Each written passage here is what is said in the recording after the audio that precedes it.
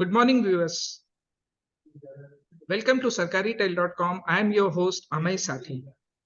Since independence, Indian PSUs in India have played a very important role and have accelerated country's economic growth and development. In this new series called CMD Desk, we will focus on PSU leaders who are part of this glorious growth journey. Today, we have a very special guest joining on this broadcast, Shri Prasanna Kumar Mottupalli, CMD of NLC India, which has a Navratan status and as in the operation for the past 6 glorious decades and comes under the aegis of Ministry of Coal, which is headquarters situated down South India in the Cuddalore district of Tamil Nadu, a place called Neyveli. Before we start chatting with him, here is a short profile of Prasanna Kumar Mottupalli. Scanning over 34 years as a professional manager, strategic planner, and business leader in Indian power sector, he has started his career in NTPC. He assumed charge as CMD of NLC India Ltd in January 2023. Prior to this, he was the MD of Gujarat State Electricity Corporation Limited, and during that tenure, he was also chairman of the prestigious Western Region Power Committee. He is a gold medalist in mechanical engineering from Bapatla College of Engineering, Andhra Pradesh, and holds MBA degree and is a fellow of Institution of Engineers. He is a topper of Energy Auditors Examination, Bureau of Energy Efficiency, and is also a certified Level D exam holder of International Project Management Association, that is IPMA. In addition to his rich profile of education, he has his credit more than 50 technical and manager papers in renowned national and international conferences and journals, winning him laurels and appreciation. Prasanna Kumar has made remarkable achievements as director of CNUPL, that is Coal India NTPC Puja Private Limited, and also as a joint managing director of Mahaguj Coileries Limited. Under his leadership at Gujarat's Energy Transmission Corporation Limited, the company had undertaken a massive solar PV capacity addition of 2,500 megawatts. NLC India, which is now spreading its wings in all parts of the country, and today we'll talk on the future plans with CMD NLC India. So we start our conversation with him. Prasanna Kumar Mottupalli, welcome to this very special program. Thank you, and good morning. I'll start with my first question. What is your vision for NLC India in the coming years, and what has been the major milestones since you took over as NLC India Limited? Thank you. See, our vision is to emerge as a leading energy company, maximizing the coal and lignite production and also the power generation with social responsiveness, accelerating the nation's growth. This is our vision. In this line, we plan to add capacity of 17 gigawatt by 2030. Out of that, 6 gigawatt will be the green power renewables. As you all know, NLC is the first public sector in the country that crossed 1 gigawatt capacity addition in renewables. Continuing that trend, we want to be a 6 gigawatt renewable company by 2030, and also along with that, adding the thermal capacity also to reach a 117 gigawatt company by 2030. Our project Ghatampur is about to be commissioned. All the 3 units are targeted for commissioning in the current financial year. This project is having all the features that are required for integrating renewables with the grid.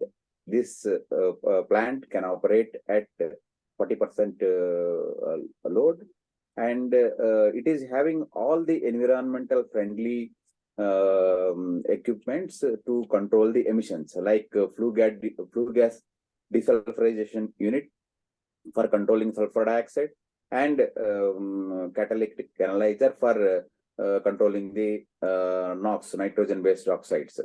And also this is having the efficient electrostatic precipitator for controlling the dust. So, as you know, Government of India is envisaging a target of 5,500 gigawatt by 2030 and net zero by 2070. So, in line with these targets, NLC India Limited is also targeting to add as much renewable capacity as possible and also to move towards the net zero by 2070.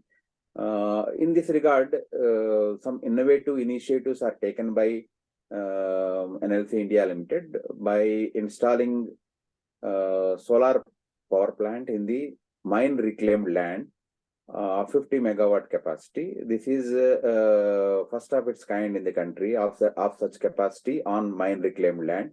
Also, all the new initiatives that are required to add to this capacity, like floating solar and power storage systems, we are taking all these things to forward so that the target of 500 gigawatt renewable capacity by Government of India is achieved.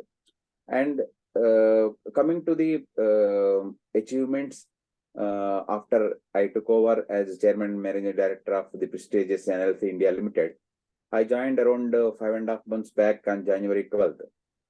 And in last 4.5 months, there is a substantial improvement in the operational and project performance of the company. Last financial year, we generated all-time highest ever generation of 30 billion units. And out of this, the important thing is that it is 2.3 billion units of green power generation. So as on date, we are carbon neutral in terms of the mine operations, because whatever power we are consuming in the mine, we are generating more than that green power. So as on date, we are carbon neutral with respect to the mining operations. We utilized almost 130% of capex last financial year against target of 2,960. We utilized 3,300 crores of capex. We stood number 1 in the country in the gem procurement for timely payment, and overall we are number 2 in the country in the gem procurement. And we are targeting to improve further in gem procurement for maintaining the transparency in procurement process and award of the contracts. And also, NLC was the first company to install battery storage system of pilot scale at Andaman. For taking forward this, we are aggressively planning to add storage capacity because although we are targeting 500 gigawatt of renewable power, and just imagine a situation when this 500 gigawatt of renewable power, solar power, suddenly stops generating in the evening, what is the effect on the grid? So unless we have sufficient and proper storage systems, the proper integration of this 500 gigawatt of power, solar power or wind power will be very difficult. So in this direction, we are also trying to accelerate the process of adding more battery storage capacity and also the pump storage capacity, because the 500 gigawatt is a huge capacity. Only battery storage system will not be sufficient to maintain the grid stability. So the country has to go towards the pump storage system to ensure that large quantity of storage system is available. And also, after I joined, we started many innovative projects. One of them is a lignite to methanol project. The country is dependent on many foreign countries for the diesel and petrol. So any efforts for conversion of coal or lignite to methanol, that will reduce the burden on exchequer. So to ensure that, we planned a project for conversion of lignite to methanol. and we are installing that plant in our Neyveli township itself, and it is in the advanced stage of awarding. Once it is awarded, we will start the construction of the plant, and by the year 2026 end, we will be able to start the functioning of this plant. This will ensure to reduce the burden on the exchequer, and also to convert waste into the useful product. We have awarded the overburden to M-sand conversion project, and it is already the erection activity have been started. Because as you know, NLC is operating its thermal power stations since 1956, and a lot of overburden is available. And at the same time, in the country is facing major crisis because of shortage of construction stand. And also it is affecting the route of rivers, and it is affecting the environment when we are getting the sand from the river bed. So to ensure and to reduce the impact of impact on environment, this project will help in converting overburden to M sand, and that will reduce the impact on the riverbeds and ensure the sustainable future. Thank you very much, sir. You really gave insights in your future plans. Now, I would like to come over to my next question. With growing power demands in the country, what are the challenges and how is the company geared? Because if you see off lately, the focus has been more on renewables, and you being a major lignite player, how are you managing this? Yes. See, yes, you are 100% correct. The demand for power keeps on going, and it is expected that it will further grow in the coming years. It is growing almost at the rate of almost 9%, and this rate is going to further increase. As you know, the per capita consumption in India as on date is around 1400 kilowatt hours against world average of almost 4000 kilowatt hour. And some of the European companies are even having more than 25,000 kilowatt hours per man. And as we know, this is an indicator of prosperity and development of the country. So to ensure that India becomes a developed country and having a 5 trillion economy, we have to increase this per capita consumption, for which we have to maintain the generation levels of power in the country. And the main challenges for that is that, as we already discussed, we are targeting for 500 gigawatt of renewable capacity, but that is not sufficient to meet the requirements of the country. The installed capacity as under is 400 gigawatt plus, but this has to increase to almost 777 gigawatt by 2030. So a substantial capacity addition is required, and even in 2030 or 2047, more than 35% of this power comes from the conventional sources. So while we have to focus more in capacity addition of renewables, at the same time, we have to maintain and add some capacity in coal and lignite also for maintaining the base load operations. As I already told, the renewables without massive storage system, that will not be that much useful to the grid. So along with the renewables, we have to plan to massive storage system, and till that time, the coal and lignite based generation continue to be play a dominant role in the power generation scenario of the country. Now the main challenge is that as the renewable capacity is increasing, and renewable capacity is time dependent, so that is putting a lot of pressure and stress on the thermal power generation. Basically, this thermal power generation based on coal and lignite, they are base load plants, and it's a variation of the load to a great extent is not possible. And even if it is made possible, it puts stress on the life of the equipment and reliability of the equipment. Now, that is the major challenge for proper integration of renewables to the grid.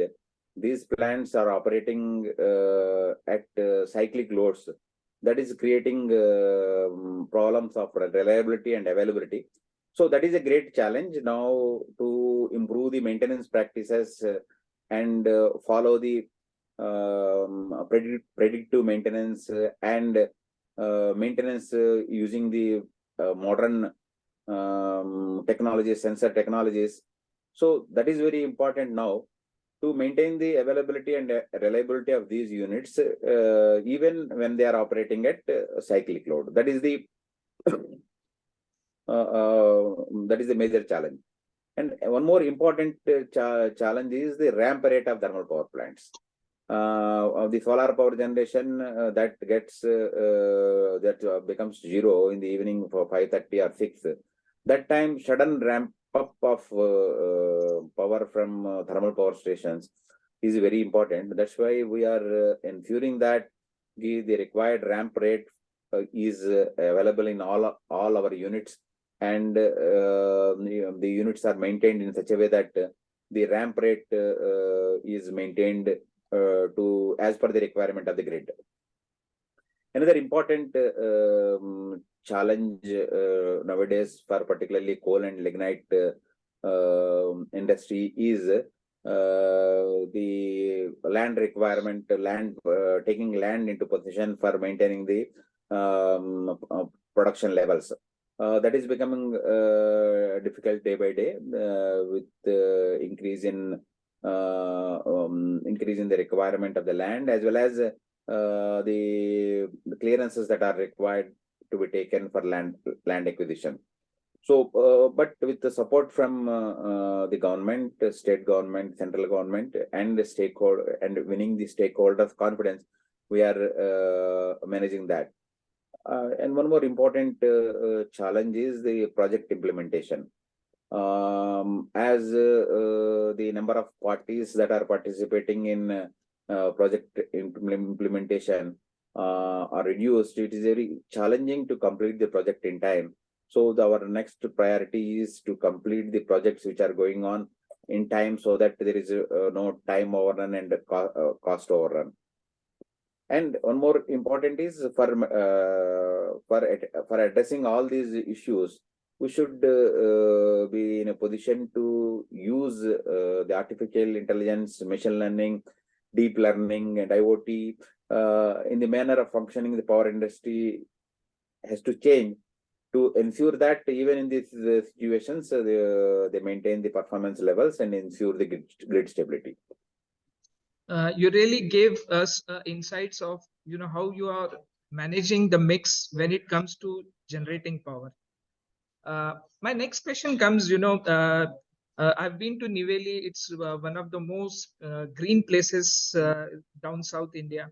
And any company grows when you take care of the community also, because the people who are working in your company, they come from the nearby places. So my next question would focus on, as a very responsible company, how are you utilizing your corporate social responsibility initiative? You rightly said, Neyveli is, I think, the greenest area in the country. And since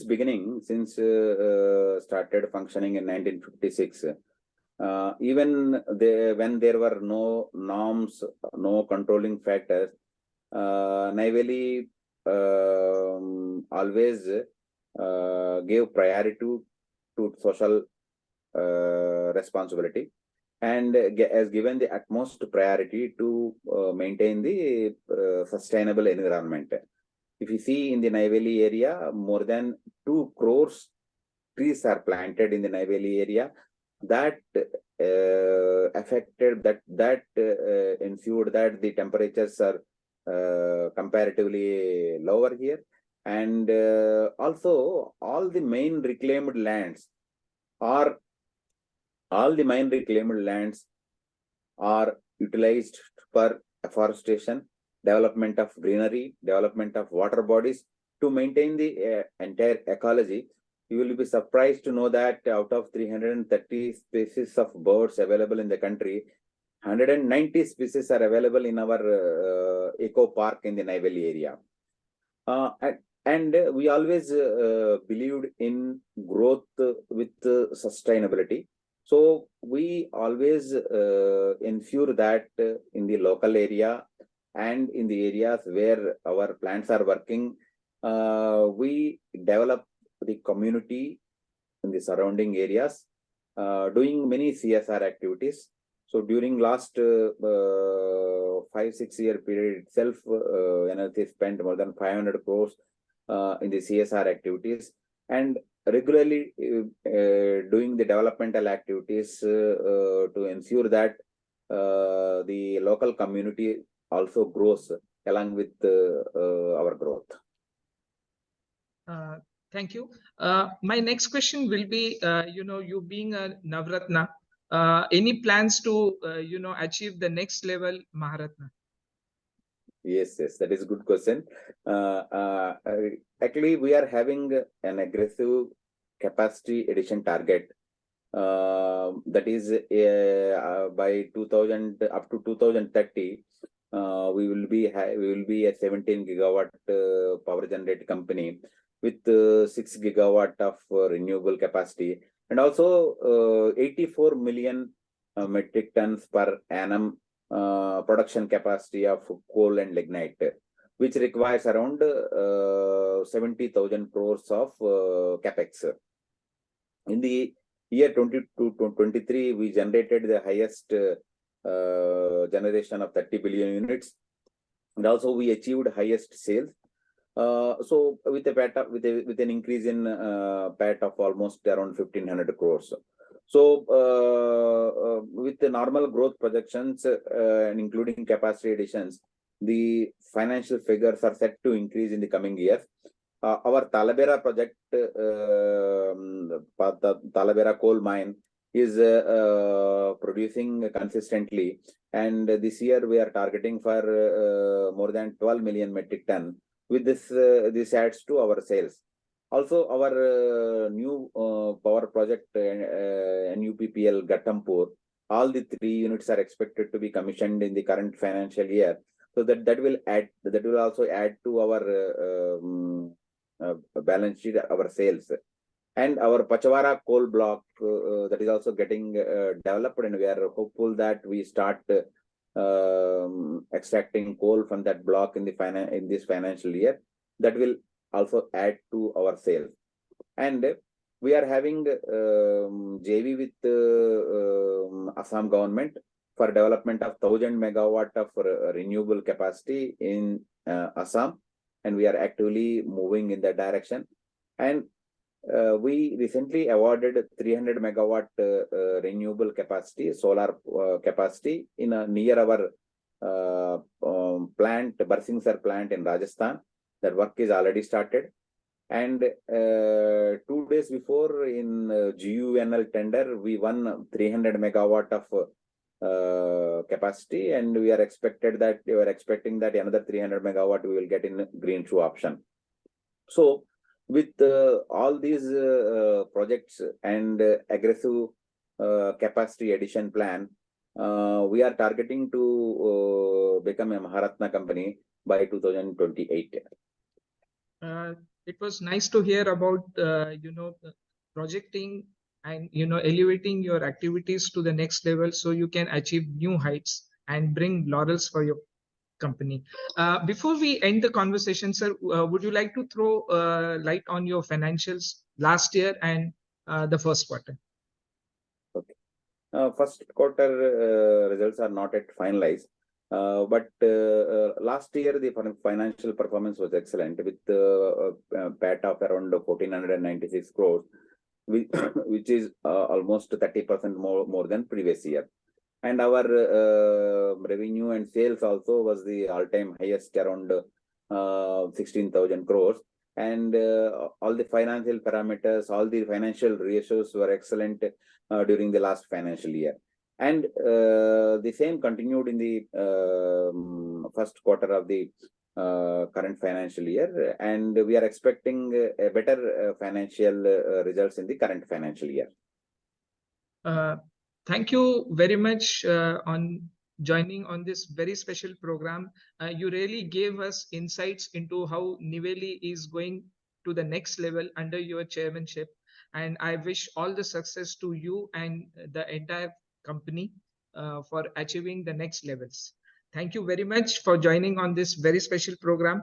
This is Ameya Sathaye from Delhi signing off on this. If you like this program, do like it, share it. Bye for now.